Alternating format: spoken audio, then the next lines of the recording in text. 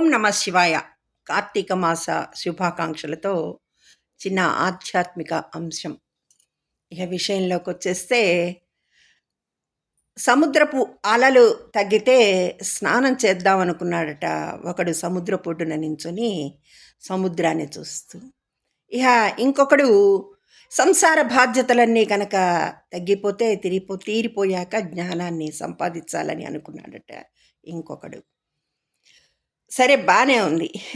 ఆ అలలు తగ్గేది లేదు, మొదటివాడు స్నానం చేసేది లేదు. రెండవది వస్తే సంసారం సాగరం అన్నారు. ఈ సంసార బాధ్యతలు తీరేది లేదు, వాడు జ్ఞానాన్ని సంపాదించేది లేదు. కాబట్టి యాతావాత ఇక్కడ మనం తెలుసుకోవాల్సింది ఏంటంటే, శరీరం సహకరించినప్పుడే, వయసులో ఉన్నప్పుడే ఎప్పుడో భగవన్నామ సంకీర్తన చేద్దాం, భక్తి చేసుకుందాం, బుద్ధి తెచ్చుకుందాం, పుణ్యం చేసుకుందాం అంటే అయ్యే పని కాదు. వయసులో ఉన్నప్పుడే, శరీరం సహకరించినప్పుడే సత్సాంగత్యంలో ఉండి సంసార బాధ్యతలను నిర్వహిస్తూ భగవన్నామ సంకీర్తన చేస్తూ పుణ్యాన్ని సంపాదించాలి.